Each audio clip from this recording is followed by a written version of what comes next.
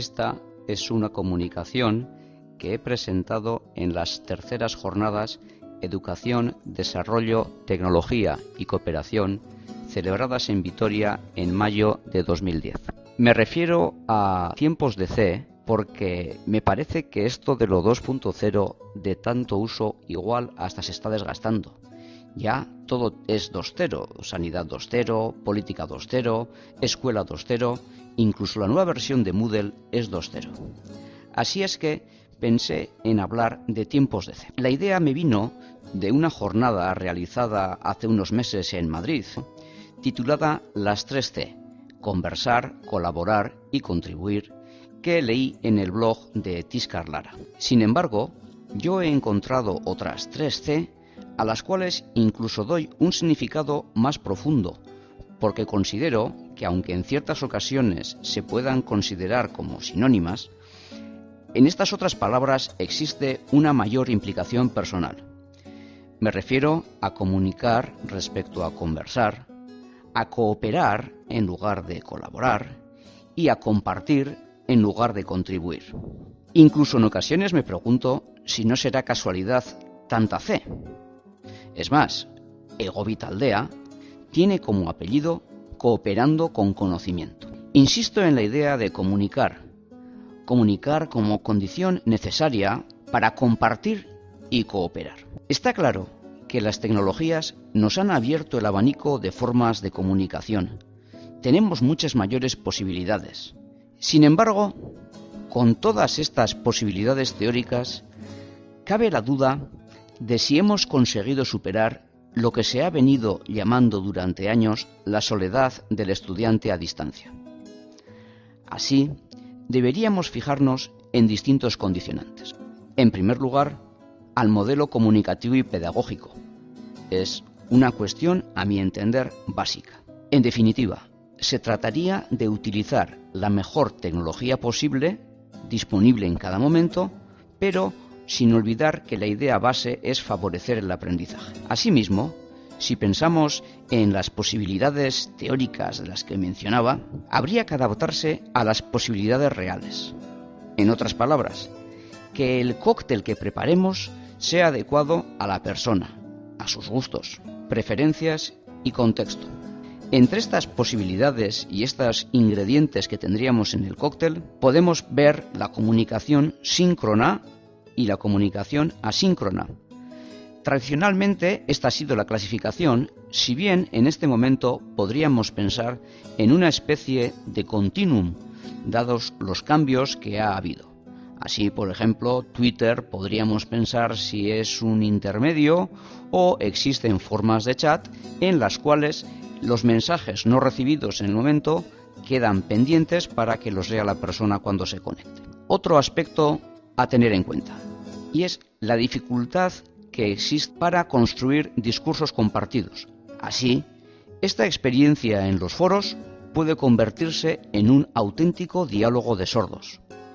O bien, podemos pensar en experiencias en sistemas tipo Google Docs en los cuales resulta muy difícil en la práctica llevar a cabo un documento entre distintas personas. Con respecto a la comunicación asíncrona, en aquella en la que no es necesario que estén conectadas al mismo tiempo las personas implicadas en el proceso comunicativo, se suele valorar el tiempo de pensar, pero yo considero que este tiempo que tenemos para pensar, para reflexionar sobre lo que se va a escribir, para meditar sobre lo escrito por otras personas, constituye al mismo tiempo la fortaleza y la debilidad de este tipo de comunicación. Pensemos que además, con esta dificultad que supone el escribir, queda aumentada porque existe y va a quedar constancia escrita de lo que aportemos. Al mismo tiempo, estamos expuestos a las críticas de otros participantes. De este modo,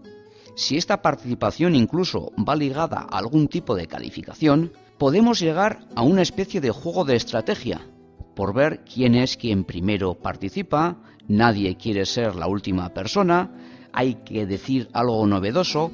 En resumen, se acaba complicando. Además, si esta participación no es obligatoria, habría que atender a la participación pasiva o al lurking. Es indudable que se ha cambiado la valoración ya no tiene una connotación negativa, pero hay que tenerlo en cuenta. Respecto a esta participación, los datos son distintos. Lorena Fernández, Loretaur en la red, suele citar la ley o la teoría de Pareto, que habla del 80-20, 80% de personas que leen respecto al 20% que aportan. Sin embargo, en nuestra experiencia, esta participación era incluso menor. Atendiendo a la clasificación que hacía García Aretio, las personas activas eran un 5% tan solo. En cuanto a los silenciosos, llegaban al 71%, personas que leían pero no aportaban.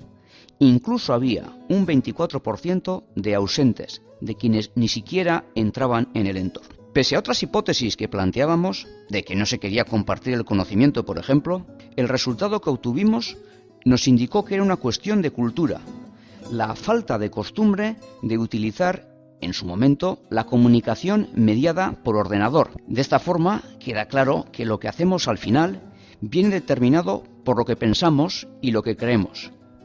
En el caso al que nos referimos, esta comunicación mediada por ordenador suponía una traba, un obstáculo respecto a las costumbres que tenían quienes estaban en el grupo.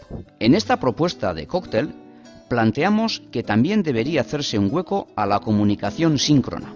Comunicación síncrona que da una sensación de proximidad y cercanía mayor que en la comunicación asíncrona en principio. Y aunque existen hoy día muchas posibilidades que integran voz e imagen de modo sencillo y no costoso, incluso con el chat escrito, aquellas formas de chat más antiguas, existen muchas posibilidades. Otra de las cuestiones, si planteamos el uso de la comunicación síncrona, al igual que sucede con los encuentros presenciales, es saber si ésta va a ser más o menos estructurada y prevista.